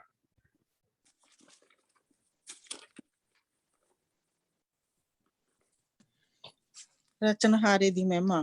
हे मेरे मन प्रभु ਨੂੰ ਧੰਨ ਕਹਿ। हे प्रभु ਮੇਰੇ ਪਰਮੇਸ਼ਰ ਤੂੰ ਅਤ ਮਹਾਨ ਹੈ। ਤੂੰ ਮਹਿਮਾ ਅਤੇ ਤੇਜ ਦਾ ਪਹਿਰਾਵਾ ਪਹਿਨਿਆ ਹੈ। ਤੂੰ ਚਾਨਣ ਨੂੰ ਆਪਣੇ ਉੱਪਰ ਲੈ ਰੱਖਿਆ ਹੈ। ਤੂੰ ਆਕਾਸ਼ ਨੂੰ ਤੰਬੂ ਦੇ ਵਾਂਗ ਤਾਣ ਰੱਖਿਆ ਹੈ। ਤੂੰ ਪਾਣੀਆਂ ਉੱਤੇ ਆਪਣਾ ਡੇਰਾ ਲਾਇਆ ਹੈ। ਤੂੰ ਬੱਦਲਾਂ ਨੂੰ ਆਪਣਾ ਰੱਬ ਬਣਾਇਆ ਹੈ ਅਤੇ ਦੇ ਪਰਾਂ ਤੇ ਸਵਾਰੀ ਕਰਦਾ ਹੈ। ਆਮੀਨ। ਸੋ ਉਸ ਵੇਲੇ ਇਹ ਚੀਜ਼ ਨੂੰ ਚੇਤੇ ਕੀਤਾ ਜਾਂਦਾ ਸੀ ਕਿ ਸਾਡਾ ਜਿਹੜਾ ਪ੍ਰਭੂ ਪਰਮੇਸ਼ਵਰ ਆ, ਉਸਨੇ ਸਵਰਗ ਔਰ ਧਰਤੀ ਨੂੰ ਬਣਾਇਆ, ਔਰ ਜਿਹੜੀ ਮੇਨ ਚੀਜ਼ ਆ ਉਹ ਇਹ ਆ ਕਿ ਸਾਡਾ ਜਿਹੜਾ ਰਚਨਹਾਰ ਆ ਉਹ ਚਾਨਣ ਦੇ ਵਿੱਚ ਰਹਿੰਦਾ, ਉਹ ਚਾਨਣ, ਔਰ ਉਹ ਪਰਮੇਸ਼ਵਰ ਉਸਨੂੰ ਯਾਦ ਕੀਤਾ ਜਾਂਦਾ ਸੀ ਕਿ ਉਸਦੀ ਸਵਾਰੀ ਕੀ ਆ, ਔਰ ਉਹ ਪਰਮੇਸ਼ਵਰ ਜਿਹੜਾ, ਉਹ ਪਰਮੇਸ਼ਵਰ ਸਾਡਾ ਪਰਮੇਸ਼ਵਰ। ਮੈਂ ਤੁਹਾਨੂੰ ਇਹ ਹੀਬਰੂ ਦੇ ਵਿੱਚ ਵੀ ਰਿਸਾਈਟ ਕਰ ਸਕਦਾ, ਲੇਕਿਨ ਮੈਂ ਇਸ ਨੂੰ ਪੰਜਾਬੀ ਦੇ ਵਿੱਚ ਵੱਧ ਤੋਂ ਵੱਧ ਰੱਖਿਆ ਕਿਉਂਕਿ ਇਹ ਅਸੀਂ ਜੋ ਸਾਰੇ ਪੰਜਾਬੀ ਭੈਣ ਭਰਾ ਇਸ ਨੂੰ ਸਮਝ ਸਕੀਏ। ਸੋ ਸਭ ਤੋਂ ਪਹਿਲਾਂ ਪਰਮੇਸ਼ਵਰ ਦੀ ਸ਼ੁਕਰਗੁਜ਼ਾਰੀ ਕੀਤੀ ਜਾਂਦੀ ਸੀ, ਜਿਸ ਦਾ ਪਹਿਲਾ ਜਿਹੜਾ ਨਾਮ ਆ ਉਹ ਇੱਥੇ ਲਿਖਿਆ ਗਿਆ, ਜਿਹਦਾ ਪਹਿਲਾ ਜਿਹੜਾ ਹੁਕਮ ਆ ਜਿਸ ਦੇ ਵਿੱਚ ਉਸਨੇ ਆਪਣੇ ਆਪ ਬਾਰੇ ਕਿਹਾ, ਉਸ ਪ੍ਰਭੂ ਨੂੰ ਇੱਥੇ ਯਾਦ ਕੀਤਾ ਜਾਂਦਾ ਸੀ। ਔਰ ਉਸ ਤੋਂ ਬਾਅਦ ਇਹ 3 ਆਇਤਾਂ ਪੜ੍ਹਨ ਤੋਂ ਬਾਅਦ ਇਸ ਨੂੰ ਉਹ ਦੋਨੇ ਪਾਸੇ ਜਿਹੜੀ ਕਿਨਾਰੀ ਆ ਦੇਖੋ ਜਿੱਥੇ ਪ੍ਰਭੂ ਦਾ ਨਾਮ ਇੱਧਰਲੇ ਪਾਸੇ ਸ਼ੁਰੂ ਹੁੰਦਾ, ਔਰ ਇੱਕ ਪਾਸਿਓਂ ਤੋਂ ਕਿ ਉਹ ਇਹ ਹਮੇਸ਼ਾ ਲੈਫਟ ਟੂ, ਜਿੱਦਾਂ ਅਸੀਂ ਜਿਹੜਾ ਲਿਖਦੇ ਹੈਗੇ ਆ ਉਹ ਲਿਖਦੇ ਹੈਗੇ ਆ ਖੱਬੇ ਤੋਂ ਸੱਜੇ, ਲੇਕਿਨ ਉਹਨਾਂ ਦਾ ਜਿਹੜਾ ਹੈਗਾ ਉਰਦੂ ਨੂੰ ਪਿਛਲੇ ਪਾਸੇ ਨੂੰ ਲਿਖਿਆ ਜਾਂਦਾ ਸੀ। ਸੋ ਇੱਧਰਲੇ ਪਾਸੋਂ ਇਹ ਸ਼ੁਰੂ ਹੁੰਦਾ ਤੇ ਇੱਧਰਲੇ ਪਾਸੇ ਇਹ ਖਤਮ ਹੁੰਦਾ। ਸੋ ਉਹ ਪਹਿਲਾਂ ਇਸ ਕਿਨਾਰੇ ਨੂੰ ਚੁੰਮਦੇ ਸੀ, ਫਿਰ ਇਸ ਕਿਨਾਰੇ ਨੂੰ ਚੁੰਮਦੇ, ਯਾਨੀ ਕਿ ਜਿਹੜਾ ਪ੍ਰਭੂ ਦੇ ਵਚਨ ਚ ਦੱਸਿਆ ਗਿਆ ਕਿ ਜਿਸ ਵੇਲੇ ਤੁਸੀਂ ਇੱਕ ਦੂਜੇ ਨੂੰ ਮਿਲੋ, ਔਰ ਜਿਸ ਵੇਲੇ ਵੀ ਤੁਸੀਂ ਯਹੂਦੀਆਂ ਨੂੰ ਮਿਲਦੇ ਦੇਖੋਗੇ, ਉਹ ਇੱਕ ਦੂਸਰੇ ਨੂੰ ਪਹਿਲਾਂ ਇੱਧਰਲੇ ਪਾਸੇ ਚੁੰਮਦੇ ਆ, ਫਿਰ ਇੱਧਰਲੇ ਪਾਸੇ ਚੁੰਮਦੇ। ਸੋ ਪ੍ਰਭੂ ਦੇ ਨਾਲ ਉਹਨਾਂ ਦਾ ਇੱਕ ਰਿਸ਼ਤਾ ਆ, ਇਸ ਵੇਲੇ ਉਹਨਾਂ ਨੇ ਇਹ ਕੀਤਾ। ਔਰ ਫਿਰ ਇਸ ਸ਼ਾਲ ਨੂੰ ਜਿਹੜਾ ਲਿਆ ਜਾਂਦਾ ਸੀਗਾ, ਉਹ ਸਾਰੇ ਦਾ ਸਾਰਾ ਇੱਥੋਂ ਏਦਾਂ ਪੂਰਾ, ਔਰ ਆਹ ਜਿਹੜਾ ਇੱਥੇ ਗੱਬੇ ਇਸ ਤਰ੍ਹਾਂ ਰੱਖਿਆ ਜਾਂਦਾ ਸੀਗਾ, ਔਰ ਆਹ ਜਿਹੜੀਆਂ ਕਿਨਾਰੀਆਂ, ਦੋ ਜਿਹੜੀਆਂ ਕਿਨਾਰੀਆਂ ਇਹ ਅਗਲੇ ਮੋੜਲੇ ਪਾਸੇ, ਔਰ ਇਸੇ ਤਰ੍ਹਾਂ ਜਿਹੜੀਆਂ ਪਿਛਲੀਆਂ ਕਿਨਾਰੀਆਂ ਪਿਛਲੇ ਪਾਸੇ, ਠੀਕ। ਔਰ ਉਸ ਤੋਂ ਬਾਅਦ ਜਿਹੜੀ ਕਿਨਾਰੀ ਆ, ਇਸ ਨੂੰ ਫੜਿਆ ਜਾਂਦਾ ਸੀ, ਇਧਰਲੇ ਪਾਸੇ ਦੀਆਂ ਦੋਨੇ ਕਿਨਾਰੀਆਂ ਫੜੀਆਂ ਜਾਂਦੀਆਂ ਸੀ, ਇਹਨਾਂ ਦੋਨਾਂ ਨੂੰ ਇਕੱਠਿਆਂ ਕਰਦੇ ਸੀ, ਔਰ ਇਸ ਨੂੰ ਆਪਣੇ ਉਹ ਦਿਲ ਦੇ ਨਾਲ ਇੱਥੇ ਲਾਉਂਦੇ ਸੀ, ਔਰ ਇਸੇ ਤਰ੍ਹਾਂ ਇਹਨਾਂ ਦੋਨਾਂ ਕਿਨਾਰੀਆਂ ਨੂੰ ਉਹਨਾਂ ਨੇ ਫੜਨਾ ਸੀ, ਫੜ ਕੇ ਤੇ ਇਸ ਸ਼ਾਲ ਨੂੰ ਇੱਥੋਂ ਜਿੱਦਾਂ ਕਿ ਕੁੰਡ ਨਹੀਂ ਕੱਢਿਆ ਹੁੰਦਾ, ਏਦਾਂ ਇੱਥੋਂ ਆਪਣੇ ਉੱਪਰ ਇਹ ਇੱਥੋਂ ਵਿੱਚ ਦੋਨੇ ਕਿਨਾਰੀਆਂ ਲੁਕੋ ਲੈਂਦੇ ਸੀ। ਔਰ ਫਿਰ ਉਹ ਜਿਹੜਾ ਜ਼ਬੂਰ ਪੜ੍ਹਦੇ ਸੀਗੇ, ਉਹ 36 ਜ਼ਬੂਰ 36 ਉਹਦੀ 5 ਤੋਂ ਲੈ ਕੇ 10 ਆ, ਜ਼ਬੂਰ 36 ਉਸਦੀ 5 ਤੋਂ ਲੈ ਕੇ 10 ਆ। ਪੜ੍ਹਨੀ ਹੈ ਪਾਸਟਰ ਜੀ। ਪਰਮੇਸ਼ਰ ਦੀ ਭਲਾਈ। हे ਪ੍ਰਭੂ, ਤੇਰੀ ਦਇਆ ਨਾਲ ਸਵਰਗ ਭਰਪੂਰ ਹੈ, ਤੇਰੀ ਸਚਾਈ ਆਕਾਸ਼ਾਂ ਤੱਕ ਪਹੁੰਚੀ ਹੈ, ਤੇਰਾ ਸੱਤ ਵੱਡੇ ਪਹਾੜਾਂ ਦੀ ਤਰ੍ਹਾਂ ਹੈ ਅਤੇ ਤੇਰਾ ਨਿਆਂ ਵੱਡੇ ਡੂੰਘੇ ਸਮੁੰਦਰਾਂ ਵਾਂਗ ਹੈ। हे ਪ੍ਰਭੂ, ਤੂੰ ਹੀ ਮਨੁੱਖ ਤੇ ਪਸ਼ੂ ਦੋਹਾਂ ਦੀ ਸੰਭਾਲ ਕਰਦਾ ਹੈ। हे ਪਰਮੇਸ਼ਰ, ਤੇਰਾ ਪਿਆਰ ਕਿੰਨਾ ਬਹੁਮੁੱਲਾ ਹੈ। ਮਨੁੱਖ ਤੇਰੇ ਪਰਾਂ ਦੀ ਛਾਂ ਹੇਠ ਹੀ ਸ਼ਰਨ ਲੈਂਦਾ ਹੈ, ਉਹ ਤੇਰੇ ਘਰ ਦੇ ਪਦਾਰਥਾਂ ਦੀ ਬਹੁਤਾਤ ਵਿੱਚੋਂ ਖਾਂਦੇ ਹਨ। ਤੂੰ ਉਹਨਾਂ ਨੂੰ ਆਪਣੇ ਆਨੰਦਮਈ ਸੋਤਿਆਂ ਵਿੱਚੋਂ ਪਾਣੀ ਪਿਲਾਉਂਦਾ ਹੈ। ਤੂੰ ਜੀਵਨ ਦਾ ਸੋਮਾ ਹੈ, ਤੇਰੇ ਪ੍ਰਕਾਸ਼ ਤੋਂ ਹੀ ਸਾਨੂੰ ਪ੍ਰਕਾਸ਼ ਮਿਲਦਾ ਹੈ। ਤੂੰ ਆਪਣੇ ਜਾਣਨ ਵਾਲਿਆਂ ਉੱਤੇ ਦਇਆ ਕਰ ਅਤੇ ਆਪਣੀ ਮੁਕਤੀ ਸੱਚੇ ਮਨਾਂ ਵਾਲਿਆਂ ਨੂੰ ਦੇ। ਆਮੀਨ। ਸੋ ਧਿਆਨ ਕਿੱਥੇ ਗਿਆ? ਪ੍ਰਭੂ ਦੀ ਮੁਕਤੀ ਦੇ ਉੱਤੇ। ਔਰ ਧਿਆਨ ਕਿੱਥੇ ਗਿਆ? ਪ੍ਰਭੂ ਪਰਮੇਸ਼ਵਰ ਜਿਹੜਾ ਚਾਨਣ ਆ, ਜਿਹੜਾ ਸਾਡਾ ਪ੍ਰਭੂ ਚਾਨਣ ਦੇ ਵਿੱਚ ਰਹਿੰਦਾ ਆ, ਔਰ ਜਿਹੜਾ ਬੱਦਲਾਂ ਦੀ ਸਵਾਰੀ ਕਰਦਾ, ਔਰ ਜਿਸ ਨੇ ਸਭ ਕੁਝ ਬਣਾਇਆ ਪਰ ਫਿਰ ਵੀ ਸਾਡੇ ਨਾਲ ਰਹਿੰਦਾ, ਉਹ ਪ੍ਰਭੂ ਪਰਮੇਸ਼ਵਰ ਦੀ ਫਿਰ ਉਹ ਉਸਦੇ ਅੱਗੇ ਦੁਆ ਕਰਦੇ ਸੀ ਕਿ ਧੰਨ ਹੈ ਤੂੰ ਸਾਡੇ ਪ੍ਰਭੂ ਤੇ ਸਾਡੇ ਪਰਮੇਸ਼ਵਰ, ਸਵਰਗ ਔਰ ਧਰਤੀ ਦੇ ਮਾਲਕ, ਜਿਸ ਨੇ ਸਾਨੂੰ ਆਪਣੇ ਨੇਮ ਦੇ ਨਾਲ ਪਵਿੱਤਰ ਕੀਤਾ ਅਤੇ ਸਾਨੂੰ ਇਹਨਾਂ ਗੰਢਾਂ ਦੇ ਨਾਲ ਆਪਣਾ ਨੇਮ ਯਾਦ ਕਰਾਇਆ, ਔਰ ਇਹਨਾਂ ਫੁੰਮਣਾਂ ਦੇ ਨਾਲ ਆਪਣਾ ਨੇਮ ਯਾਦ ਕਰਾਇਆ। ਸੋ ਇਸ ਵੇਲੇ ਉਹਨਾਂ ਦਾ ਜਿਹੜਾ ਇਹ ਬੰਦ ਆ, ਔਰ ਜਿਹੜੇ ਦੋਨੇ ਪਾਸੇ ਆ, ਇਹ ਇੱਧਰਲੇ ਪਾਸੇ ਇਹਦੇ ਵਿੱਚ ਛੁਪੇ। ਕਹਿਣ ਦਾ ਕੀ ਮਤਲਬ? ਜਿਸ ਤਰ੍ਹਾਂ ਮੂਸਾ ਪ੍ਰਭੂ ਦੇ ਚਾਨਣ ਦੇ ਵਿੱਚ ਜਾ ਕੇ ਪ੍ਰਭੂ ਦੇ ਦਰਸ਼ਨ ਕਰਦਾ ਸੀ, ਉਸੇ ਤਰ੍ਹਾਂ ਇਹ ਜਿਸ ਦੁਆ ਕਰਦੇ ਸੀ, ਦੁਆ ਆਪਣੀ ਸ਼ੁਰੂ ਕਰਦੇ ਸੀਗੇ ਤੇ ਇਹ ਕਹਿੰਦੇ ਸੀ ਕਿ ਅਸੀਂ ਆਪਣੇ ਆਪ ਨੂੰ ਪਰਮੇਸ਼ਵਰ ਜਿਸ ਦੇ ਲਈ ਇੱਥੇ ਲਿਖਿਆ ਆ, ਉਸ ਪਰਮੇਸ਼ਵਰ ਦੇ ਚਾਨਣ ਦੇ ਵਿੱਚ ਅਸੀਂ ਆਪਣੇ ਆਪ ਨੂੰ ਛੁਪਾ ਕੇ ਅਸੀਂ ਆਪਣੇ ਪ੍ਰਭੂ ਦੀ ਹਜ਼ੂਰੀ ਦੇ ਵਿੱਚ ਆਏ। And that's how they start their prayer. ਉਸ ਤੋਂ ਬਾਅਦ ਜਿਸ ਤਰ੍ਹਾਂ ਵੀ ਕਿਸੇ ਦੀ ਮਰਜ਼ੀ ਹੈ, ਕੋਈ ਜ਼ਰੂਰੀ ਨਹੀਂ ਕਿ ਉਸ ਤੋਂ ਬਾਅਦ ਕਿ ਤੁਸੀਂ ਇਸ ਨੂੰ ਸਿਰ ਤੇ ਲੈਣਾ, ਲੇਕਿਨ ਫਿਰ ਵੀ ਜਿਹੜੇ ਦੋ ਇਹ ਗੰਢਾਂ ਆ, ਇਹ ਮੋੜੇ ਤਾਂ ਕਿ ਚੇਤਾ ਰਹੇ ਔਰ ਦੋ ਪਿਛਲੇ ਪਾਸੇ ਤਾਂ ਕਿ ਚੇਤਾ ਰਹੇ, ਤਾਂ ਕਿ ਚੇਤਾ ਰਹੇ। ਔਰ ਜਿਸ ਵੇਲੇ ਅਸੀਂ ਪ੍ਰਭੂ ਦੇ ਵਚਨ ਦੇ ਵਿੱਚੋਂ, ਪ੍ਰਭੂ ਦੇ ਵਚਨ ਕੱਲ ਨੂੰ ਅਸੀਂ ਪ੍ਰਭੂ ਯਿਸੂ ਮਸੀਹ ਦੀ ਦੁਆ ਨੂੰ ਦੇਖਾਂਗੇ, ਔਰ ਜਿਸ ਲਈ ਕੱਲ ਨੂੰ ਅਸੀਂ ਪ੍ਰਭੂ ਯਿਸੂ ਮਸੀਹ ਦੀ ਦੁਆ ਨੂੰ ਦੇਖਾਂਗੇ, ਜਿਸ ਲਈ ਉਸਨੇ ਸਾਨੂੰ ਦੁਆ ਕਰਨੀ ਸਿਖਾਈ ਆ, ਤਾਂ ਬਿਲਕੁਲ ਇਹੋ ਹੀ 100% ਹੈ। ਪਰ ਇੱਕ ਬੰਦਾ ਦੁਆ ਕਰਦਾ ਪਿਆ ਸੀ, ਇੱਕ ਬੰਦਾ ਦੁਆ ਕਰਦਾ ਪਿਆ ਸੀ, ਹੁਣ ਉੱਥੋਂ ਸਾਨੂੰ ਸਮਝ ਆਏਗੀ ਕਿ ਇਸ ਚੀਜ਼ ਦਾ ਮਤਲਬ ਕੀ ਹੈ। ਉਹ ਗੁੱਡ ਉਦਾਹਰਨ ਹੋਏਗੀ ਇਸ ਚੀਜ਼ ਦੀ ਕਿ ਇਸ ਦਾ ਮਤਲਬ ਕੀ ਹੈ। ਸੋ ਲੈਟ ਮੀ ਪੁੱਟ ਦਿਸ ਅਵੇ।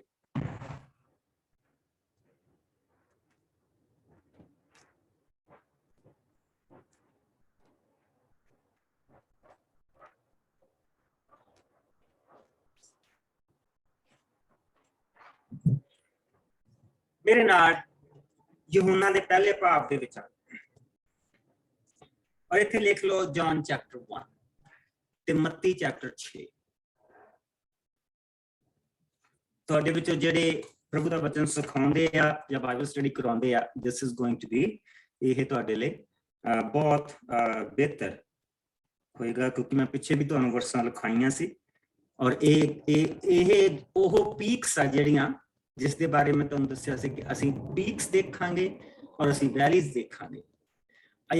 ਦਿਸ ਇਜ਼ ਅ ਪੀਕ ਮੋਮੈਂਟ ਵਚਨ ਦੇ ਵਿੱਚ, ਔਰ ਇਹ ਮੇਨ ਚੀਜ਼ਾਂ ਜਿੱਥੋਂ ਵਚਨ ਸਿਖਾਇਆ ਜਾਂਦਾ, ਜਿੱਥੋਂ ਵਚਨ ਨੂੰ ਤੁਸੀਂ ਸਰਲ ਕਰ ਸਕਦੇ ਆ ਭੈਣਾਂ ਭਰਾਵਾਂ ਦੇ ਲਈ।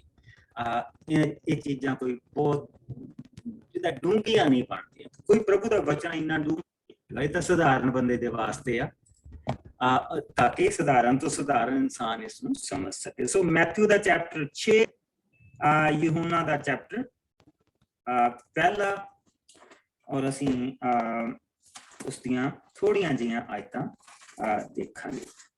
ਔਰ ਜਿਸ ਵੇਲੇ ਮੇਰੇ ਨਾਲ ਆ ਜਾਓ, ਪੰਨਾ ਮਿਲ ਗਿਆ। ਸੋ ਅਸੀਂ ਦੇਖਾਂਗੇ ਉਸਦੀ 35 ਆਇਤ ਤੋਂ ਲੈ ਕੇ ਔਰ ਉਸਦੀ 51 ਆਇਤ।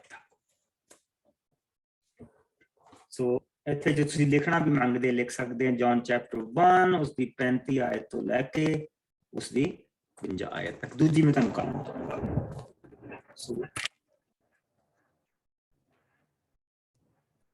ਇਸ ਨੂੰ ਮਿਲ ਜਾ ਪੜ੍ਹ ਯਹੋਨਾ ਦਾ 35 ਤੋਂ ਲੈ ਕੇ ਕਿੰਨੇ ਤੱਕ ਹੈ ਮਾਸਟਰ ਜੀ? ਇਹ 35 ਤੋਂ ਲੈ ਕੇ ਖਤਮ ਕਰ ਦੇਣਾ। ਓਕੇ ਜੀ। ਪ੍ਰਭੂ ਯਿਸੂ ਦੇ ਪਹਿਲੇ ਚੇਲੇ। ਦੂਜੇ ਦਿਨ ਫਿਰ ਯਹੋਨਾ ਆਪਣੇ 2 ਚੇਲਿਆਂ ਦੇ ਨਾਲ ਖਲੋਤਾ ਹੋਇਆ ਸੀ। ਯਹੋਨਾ ਨੇ ਯਿਸੂ ਨੂੰ ਤੁਰੇ ਜਾਂਦੇ ਦੇਖਿਆ ਤੇ ਕਿਹਾ, ਦੇਖੋ ਪਰਮੇਸ਼ਰ ਦਾ ਮੇਮਣਾ। ਦੋਹਾਂ ਚੇਲਿਆਂ ਨੇ ਯਹੋਨਾ ਨੂੰ ਇਹ ਕਹਿੰਦੇ ਸੁਣਿਆ ਤੇ ਯਿਸੂ ਦੇ ਪਿੱਛੇ ਤੁਰ ਪਏ। ਯਿਸੂ ਨੇ ਪਿੱਛੇ ਮੁੜ ਕੇ ਉਹਨਾਂ ਨੂੰ ਆਪਣੇ ਪਿੱਛੇ ਆਉਂਦਿਆਂ ਦੇਖਿਆ। ਸੋ ਯਿਸੂ ਨੇ ਉਹਨਾਂ ਦੋਨਾਂ ਨੂੰ ਕਿਹਾ, ਤੁਸੀਂ ਕਿਸ ਨੂੰ ਲੱਭ ਰਹੇ ਹੋ? ਉਹਨਾਂ ਉੱਤਰ ਦਿੱਤਾ, ਰੱਬੀ ਅਰਥਾਤ ਗੁਰੂ ਜੀ, ਤੁਸੀਂ ਕਿੱਥੇ ਰਹਿੰਦੇ ਹੋ? ਯਿਸੂ ਨੇ ਉਹਨਾਂ ਨੂੰ ਉੱਤਰ ਦਿੱਤਾ, ਆਓ ਤੇ ਦੇਖੋ। ਸੋ ਉਹ ਗਏ ਅਤੇ ਯਿਸੂ ਦੇ ਰਹਿਣ ਦੀ ਥਾਂ ਦੇਖੀ ਅਤੇ ਦਿਨ ਦਾ ਬਾਕੀ ਹਿੱਸਾ ਯਿਸੂ ਦੇ ਨਾਲ ਹੀ ਰਹੇ। ਇਹ ਕੋਈ ਦੁਪਹਿਰਾਂ ਦੇ 4 ਵਜੇ ਦਾ ਸਮਾਂ ਸੀ। ਉਹਨਾਂ ਦੋਹਾਂ ਵਿੱਚੋਂ ਜਿਹੜੇ ਯਹੋਨਾ ਦੀ ਗੱਲ ਸੁਣ ਕੇ ਯਿਸੂ ਦੇ ਪਿੱਛੇ ਤੁਰ ਪਏ ਸਨ, ਇੱਕ ਸ਼ਮੌਨ ਪਤਰਸ ਦਾ ਭਰਾ ਅੰਦਰਿਆਸ ਸੀ। ਅੰਦਰਿਆਸ ਸਾਰਿਆਂ ਤੋਂ ਪਹਿਲਾਂ ਆਪਣੇ ਭਰਾ ਸਿਮਿਓਨ ਨੂੰ ਮਿਲਿਆ ਤੇ ਉਸ ਨੂੰ ਕਿਹਾ, ਅਸੀਂ ਮਸੀਹ ਅਰਥਾਤ ਪਰਮੇਸ਼ਰ ਦਾ ਅਭਿਸ਼ੇਕ ਕੀਤਾ ਰਾਜਾ ਨੂੰ ਲੱਭ ਲਿਆ ਹੈ। ਉਹ ਸਿਮਿਓਨ ਨੂੰ ਯਿਸੂ ਕੋਲ ਲੈ ਗਿਆ। ਯਿਸੂ ਨੇ ਸਿਮਿਓਨ ਨੂੰ ਬੜੇ ਧਿਆਨ ਨਾਲ ਦੇਖਿਆ ਤੇ ਕਿਹਾ, ਤੂੰ ਯਹੋਨਾ ਦਾ ਪੁੱਤਰ ਹੈ, ਤੂੰ ਕੈਫਾ ਅਰਥਾਤ ਪਤਰਸ ਅਖਵਾਏਂਗਾ।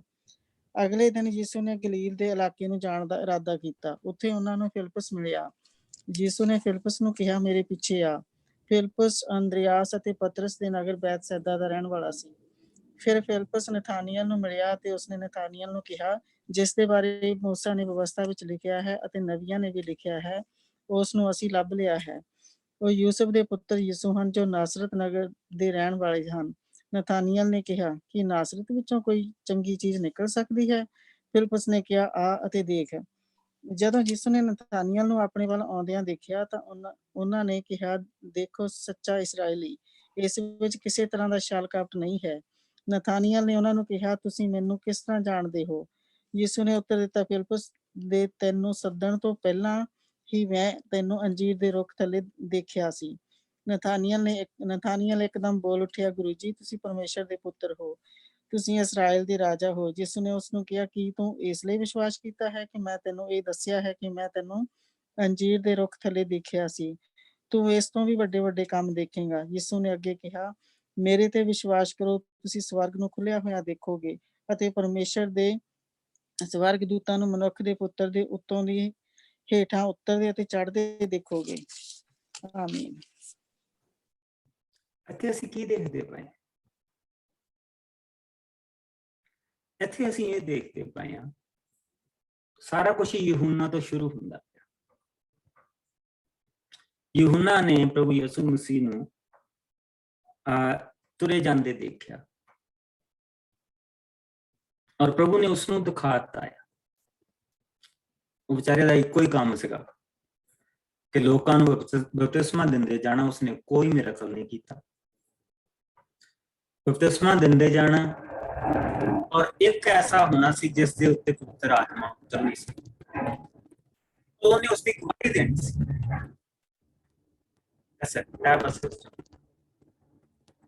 ਉਸ ਨੂੰ ਆਖਰੀ ਨਬੀ ਵੀ ਕਿਹਾ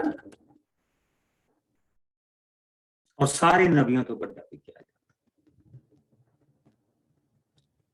ਔਰ ਕਿਉਂਕਿ ਉਸਨੇ ਮਸੀਹ ਜਿਉਂਦੇ ਪਰਮੇਸ਼ਰ ਨੂੰ ਧਰਤੀ ਦੇ ਉੱਤੇ ਚੱਲਦਾ ਦੇਖਿਆ, ਇਸ ਕਰਕੇ ਉਸ ਨੂੰ ਸਭ ਤੋਂ ਵੱਡਾ, ਮੂਸਾ ਤੋਂ ਵੀ ਵੱਡਾ ਨਬੀ ਕਿਹਾ ਜਾਂਦਾ। ਸੋ ਉਸਨੇ ਆਪਣਿਆਂ ਚੇਲਿਆਂ ਨੂੰ ਕਿਹਾ ਕਿ ਹੁਣ ਤੁਸੀਂ ਉਸਦੇ ਪਿੱਛੇ ਜਾਓ। ਸੋ ਉਹ ਉਹਦੇ ਕਹੇ ਤੇ ਤੁਰ ਪਏ। ਉਹਨਾਂ ਨੇ ਜਾ ਕੇ ਇੱਕ ਨੇ ਜਾ ਕੇ ਆਪਣੇ ਭਰਾ ਨੂੰ ਦੱਸਿਆ ਔਰ ਜਿਸ ਲਈ ਉਹ ਮਸੀਹ ਦੇ ਕੋਲ ਆਇਆ। ਔਰ ਤੁਸੀਂ ਦੇਖੋ ਕਿ ਇੱਥੇ ਕੋਈ ਬਹੁਤਾ ਜ਼ਿਆਦਾ ਉਸਦੇ ਲਈ ਨਹੀਂ ਕਿਹਾ ਗਿਆ। ਉਸਨੇ ਕਿਹਾ, ਤੂੰ ਕੈਫਾ ਆ, ਤੂੰ ਯਹੂਨਾ ਦਾ ਪੁੱਤਰ, ਤੂੰ ਸ਼ਮਾਉਨ ਨੇ ਬੜੇ ਧਿਆਨ ਨਾਲ ਦੇਖਿਆ ਤੇ ਕਿਹਾ ਕਿ ਤੂੰ ਯਹੂਨਾ ਦਾ ਪੁੱਤਰ ਹੈ, ਤੂੰ ਕੈਫਾ ਅਰਥਾਤ ਪਤਰਸ ਅਖਵਾਏਂਗਾ। ਅੱਛਾ, ਫਿਰ ਹੁਣ ਤੁਸੀਂ ਦੇਖੋ ਕਿ ਕਿੰਨਾ ਲੰਬਾ ਜਿਹੜੀ ਚੀਜ਼ ਆ ਉਹ ਨਥਾਨੀਅਲ ਨੂੰ ਦਿੱਤਾ ਗਿਆ। ਸੋ ਅਗਲੇ ਦਿਨ ਯਿਸੂ ਗਲੀਲ ਦੇ ਇਲਾਕੇ ਨੂੰ ਜਾਣ ਦਾ ਇਰਾਦਾ ਕੀਤਾ। ਉੱਥੇ ਉਹਨਾਂ ਨੂੰ ਫਿਲਿਪਸ ਮਿਲਿਆ ਔਰ ਯਿਸੂ ਨੇ ਫਿਲਿਪਸ ਨੂੰ ਕਿਹਾ, ਮੇਰੇ ਪਿੱਛੇ ਆ। ਫਿਲਿਪਸ ਅੰਦਰਿਆਸ ਅਤੇ ਪਤਰਸ ਦੇ ਨਗਰ ਬੈਤਸੈਦਾ ਦਾ ਰਹਿਣ ਵਾਲਾ ਸੀ। ਫਿਰ ਫਿਲਿਪਸ, ਹੁਣ ਤੁਸੀਂ ਦੇਖੋ ਕਿੰਨਾ ਉਸਨੂੰ ਦਿੱਤਾ ਗਿਆ। ਫਿਰ ਫਿਲਿਪਸ ਨਥਾਨੀਅਲ ਨੂੰ ਮਿਲਿਆ ਅਤੇ ਉਸਨੇ ਨਥਾਨੀਅਲ ਨੂੰ ਕਿਹਾ, ਜਿਸ ਬਾਰੇ ਮੂਸਾ ਨੇ ਵਿਵਸਥਾ ਦੇ ਵਿੱਚ ਲਿਖਿਆ ਹੈ ਅਤੇ ਨਬੀਆਂ ਨੇ ਵੀ ਲਿਖਿਆ ਹੈ, ਉਸ ਨੂੰ ਅਸੀਂ ਲੱਭ ਲਿਆ ਹੈ। ਸੋ ਅਸੀਂ ਹੁਣ ਇੱਕ ਐਸੇ ਬੰਦੇ ਦੇ ਬਾਰੇ ਦੇਖਦੇ ਪਏ ਹਾਂ ਜਿਹੜਾ ਇੰਤਜ਼ਾਰ ਕਰ ਰਿਹਾ ਔਰ ਜਿਹੜਾ ਦੁਆ ਕਰ ਰਿਹਾ, ਜਿਹੜਾ ਮਸੀਹ ਦੇ ਆਉਣ ਦੇ ਲਈ ਦੁਆ ਕਰਦਾ, ਜਿਹਦੀ ਇੱਕ ਪ੍ਰੇਅਰ ਲਾਈਫ ਆ, ਜਿਸ ਨੇ ਆਪਣੇ ਆਪ ਨੂੰ ਪ੍ਰਭੂ ਦੀ ਉਸ ਪ੍ਰੇਅਰ ਸ਼ਾਲ ਦੇ ਵਿੱਚ, ਉਸ ਤਾਲੀਤ ਦੇ ਵਿੱਚ ਜਿਸਨੇ ਉਸ ਆਪਣੇ ਆਪ ਨੂੰ ਛੁਪਾਇਆ ਹੈ। ਔਰ ਯਹੂਦੀ ਜਿਹੜੇ ਸੱਚਮੁੱਚ प्रभु दे अगे दुआ करते सी, हमेशा छुप के दुआ करते सी, छुप के दुआ करते सी। सो दे विच लिखिया है, नबियां ने भी लिखिया है, उसनू असी लभ लिया है, वो यूसुफ दा पुत्र यसू है, यसू हन, जो नासरत नगर दे रहन वाले हन। नथानियल ने कहा कि नासरत विचों भी कोई चंगी चीज निकल सकती है। फिलिप्पुस ने कहा आ अते देख, क्योंकि यसू ने तो बैतलहम दे विच पैदा होना सीगा, यसू ने ते दाऊद दे नगर दे विचों आना सीगा। आ अते देख। जदों नथानियल ने उसनू अपने वाल आउंदा देखिया तां उन्हां ने कहा कि देखो एक सच्चा इजराइली, इस विच किसी तरह का छल कपट नहीं है। सो नथानियल ने उन्होंने कहा तुसी मैनू किस तरह जानते हो? यसू ने कहा, यसू ने उत्तर दिता, फिलिप्पस दे तैनू सदन तो पहला ही मैं तैनू अंजीर दे रुख दे थले देखा सी। I mean, so what? So what जी अंजीर दे रुख दे थले बैठा देख लिया। बई अंजीर दा जिहड़ा रुख आ, अगर मैं अपने अंजीर दे रुख दी बाहर छंगाई ना करा तो उस दियां जिहड़ियां टाहणियां आ, वो मैं उस दियां जिहड़ियां टाहणियां आ वो मुड़ के थले लग जांदियां,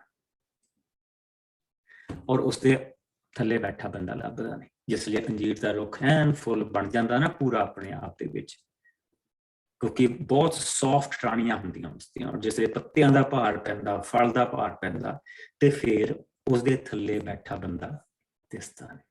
सो उसने एक छुपण की जगह अपनी बनाई हुआ जिथे वो दुआ करता है। सो उसने जिदा असी देखिया सी कि उसने तालित ਜਿਹੜੀ ਸੀ ਉਹ ਕੁਦਰਤ ਨੂੰ ਇੱਕ ਆਪਣੀ ਤਾਲਿਤ ਬਣਾ ਲਿਆ, ਔਰ ਉਹ ਉਸ ਦੇ ਵਿੱਚੋਂ ਛੁਪਿਆ ਆ, ਉੱਥੇ ਛੁਪ ਕੇ ਦੁਆ ਕਰਦਾ ਪਿਆ। ਔਰ ਇਸ ਕਰਕੇ ਉਸਨੇ ਕਿਹਾ ਕਿ ਗੁਰੂ ਜੀ ਮੈਂ ਤੈਨੂੰ ਅੰਜੀਰ ਦੇ ਰੁੱਖ ਦੇ ਥੱਲੇ ਦੇਖਿਆ ਸੀ। ਨਥਾਨਿਅਲ ਇੱਕਦਮ ਬੋਲ ਉੱਠਿਆ, ਗੁਰੂ ਜੀ ਤੁਸੀਂ ਤਾਂ ਪਰਮੇਸ਼ਰ ਦੇ ਪੁੱਤਰ ਹੋ, ਤੁਸੀਂ ਇਜ਼ਰਾਈਲ ਦੇ ਰਾਜਾ ਹੋ। ਕਿਉਂ? ਕਿਉਂਕਿ ਉਸਨੂੰ ਪਤਾ ਸੀ ਕਿ ਉਸ ਤੋਂ ਸਿਵਾਏ ਉੱਥੇ ਹੈ ਨਹੀਂ ਸੀ ਕੋਈ। उसकी लुकण की थां आ, उत्थे अपने आप ਨੂੰ प्रभु की हजूरी दे विच छुपाउंदा, प्रभु की हजूरी तो नहीं छुपाउंदा पिया, प्रभु की हजूरी दे विच छुपाउंदा पिया। जिद्दां मूसा प्रभु की हजूरी दे विच जांदा सी और होर कोई जा नहीं सी सकदा, उसी तरह वो अपने आप ਨੂੰ प्रभु की हजूरी दे विच छुपा के बैठा सी। और वो ये कहंदा पिया उत्थे उत्थे जां प्रभु सी जां मैं सी, उत्थे होर कोई नहीं सी। सो इस करके उसने कहा गुरु जी तुसी परमेश्वर दे पुत्र हो और तुसी इजराइल दे राजा हो। यसू ने कहा कि तू इसलिए विश्वास किया कि मैं तेनू दस्या कि मैं तेनू अंजीर दे रुख दे थले देखिया सी, इस तो भी बड़े बड़े काम देखेगा। हुण उन्हां दा जिहड़ा बापू आ, हुण ओदी गल लगी, हुण याकूब की गल लगी होण, जो इजराइल और जिस तो ये सारी कौम पैदा हुई है, जिस दे नाल वो नेम जिहड़ा बन्निया गया, जिसने वो नेम अपने 12 पुत्रां नूं दिता और 12 पुत्र जिहड़े आ उन्हां तो कौम बनी। हुण ओदी गल लगी होण। उस प्रभु ने की किया, यसू ने उसनूं कहा कि तू इसलिए विश्वास किया है कि मैं तेनू ये दस्या है कि तेनू अंजीर दे रुख दे थले देखिया, तू इस तो भी बड़े बड़े काम देखेगा। यसू ने अगे कहा मेरे ते विश्वास कर करो, तुसी स्वर्ग नूं खुलिया होया देखोगे अते परमेश्वर दे स्वर्गदूतां नूं मनुख दे पुत्र दे उत्तों दी हेठां उतरदे चढ़दे।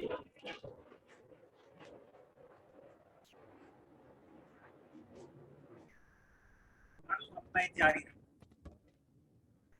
कल उसमें जारी इस जो प्रभु की हजूरी दे विच बैठना और प्रभु की हजूरी दे विच असीं किस तरह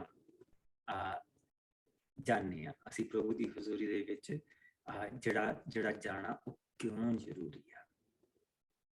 There is a public prayer, but there's your just for you and your God. Come on. और कल ਨੂੰ ਅਸੀਂ ਜਿਸ ਲਈ ਪ੍ਰਭੂ ਯਿਸੂ ਮਸੀਹ ਨੇ ਹੁਣ ਸਾਨੂੰ ਦੁਆ ਕਰਨੀ ਸਿਖਾਈ ਹੈ। प्यारे प्रभु तेरा शुक्र करते हैं, तेरा शुक्र करते हैं कि याकूब दी कौम जिसका नाम बदल के प्रभु जी तू इसराइल रख दिता,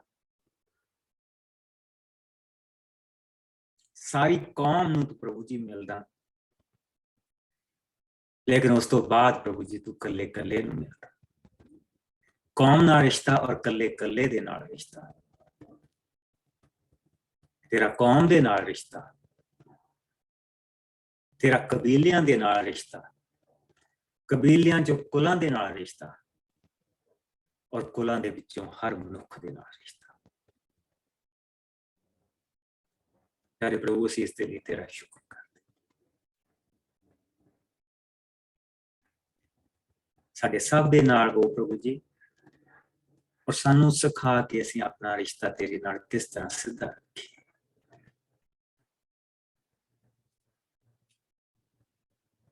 और तेरी हजूरी दे विच बनी रही और तेरी हजूरी तो माला माल होते रहिए। इस वक्त नूं प्रभु जी असीं तेरे नाम दे विच जो असीं शुरू कीता, इस तो मिली बरकत दे नाल प्रभु जी तू हम सानू मन दी, तन दी और आत्मा दी ताकत दे, बुरे और बुराई तो बचा के रखे। जब तक असीं दोबारा मिलिए, तेरा रहम, तेरी दया, तेरा प्यार और तेरा बली हाथ सानू सब नू और साडियां संतानां संभाल के रखे। मसीह यसू दे मिठे और प्यारे नाम दे विच आमीन। Bless you. प्रभु तुहानू बरकत दे, तुहाडे सारियां दे नाल बनी रहे।